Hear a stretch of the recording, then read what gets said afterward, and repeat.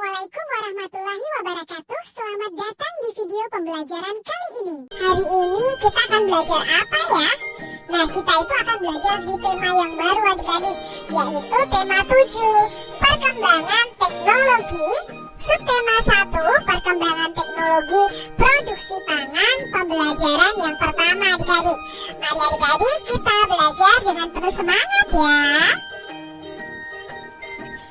Lihatlah tempat tinggalku, udaranya sejuk, tanahnya subur, dikelilingi sawah dan kebun, tempat hewan ternak bermain dan berkumpul. Inilah tempat tinggalku, kaya hasil kebun dan sayur mayur, berlimpah susu, daging, dan telur.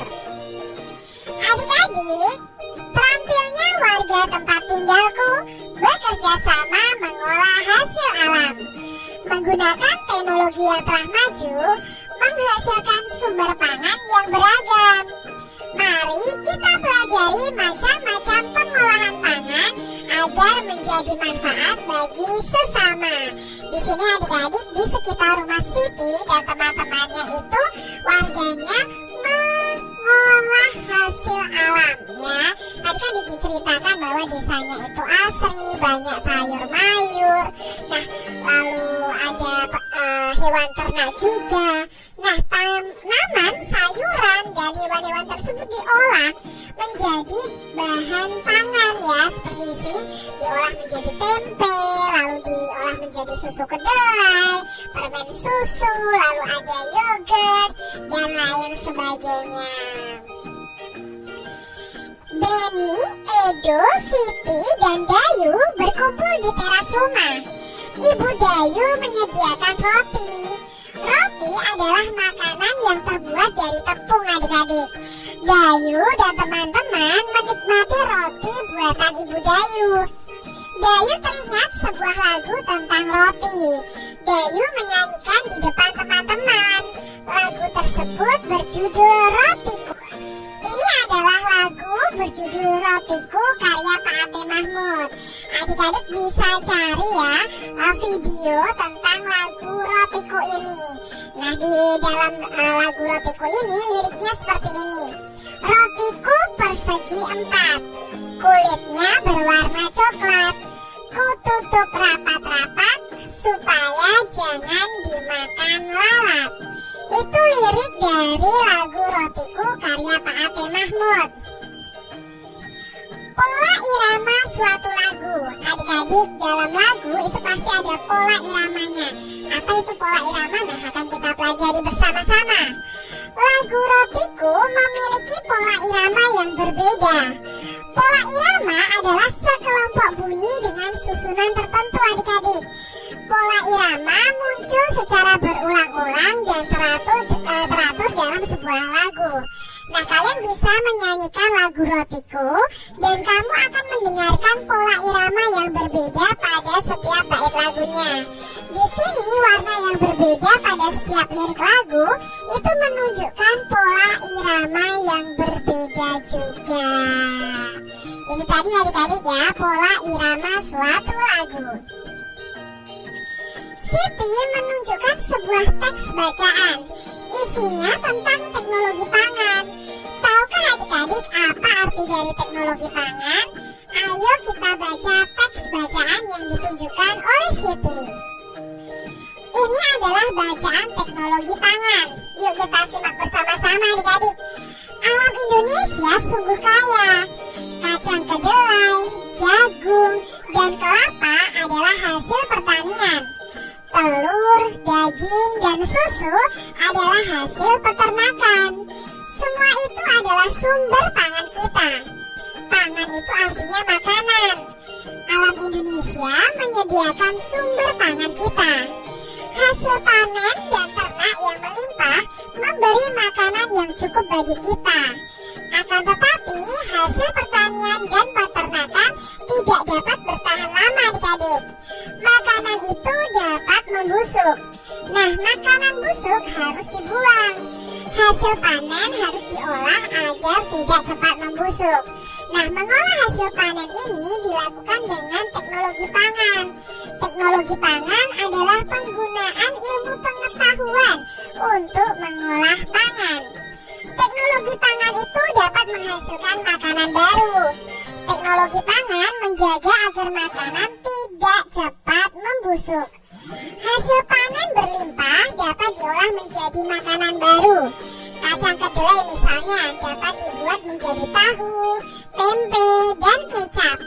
Lalu susu sapi dapat diolah menjadi mentega, susu bubuk, dan keju. Nah, teknologi pangan mengolah makanan agar tahan lama. Teknologi pangan sangat bermanfaat bagi kehidupan.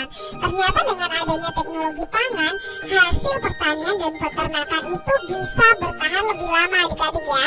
Misalnya kacang kedelai akan diolah menjadi tahu atau tempe atau kecap, itu akan tahan lama adik-adik ya. Lalu susu sapi diolah menjadi mentega, susu bubuk, dan keju. Kalau susu sapi sendiri yang murni adik-adik, setelah dibuka ya, kalau misalnya kita beli yang botolan itu harus cepat habis. Tapi kalau diolah menjadi susu bubuk atau keju, dia akan bertahan lebih lama. Adik-adik, apa arti dari pangan? Nah, pangan tadi artinya adalah makanan. Apakah hasil panen pertanian dan peternakan itu dapat bertahan lama? Nah, hasil pertanian dan peternakan itu tidak dapat bertahan lama adik-adik. Lalu bagaimana cara mengolah hasil panen tersebut? Nah, untuk mengolah hasil panen itu dilakukan dengan teknologi pangan. Apa saja contoh makanan yang terbuat dari kacang kedelai? Nah, contoh makanan yang terbuat dari kacang kedelai adalah tahu, tempe, dan kecap. Apa manfaat dari teknologi pangan adik-adik? Nah, manfaat dari teknologi adalah mengolah makanan agar tahan lama.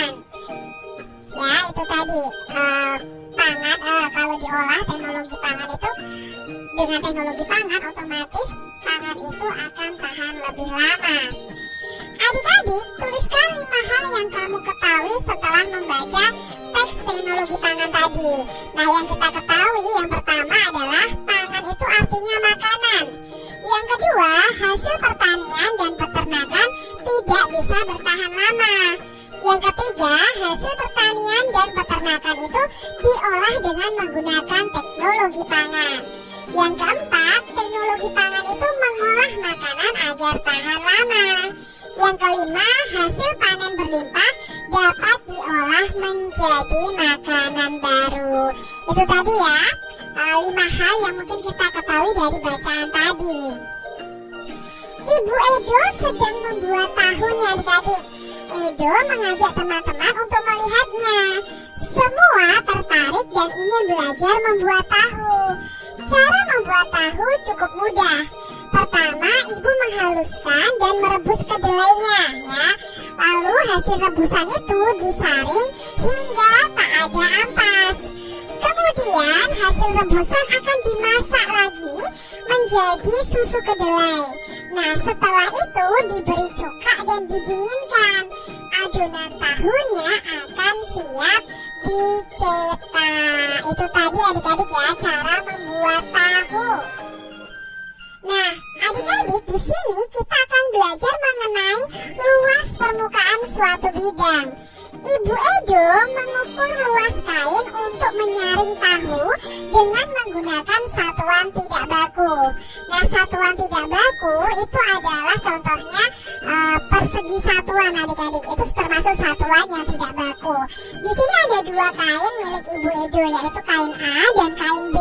Nah, kita akan menutup 2 kain ini dengan persegi satuan yang berwarna kuning di sini ya, atau di sini disebutkan satuan luas. Nah, kain menutup seluruh permukaan tahu tersebut. Nah, setelah tertutup, kemudian diukur menggunakan satuan luas, maka akan terlihat seperti gambar di bawah ini. Ini kain A dan ini kain B. Nah, Edo dan teman-temannya ini menghitung banyak tahu yang menutupi seluruh permukaan kain A dan kain B.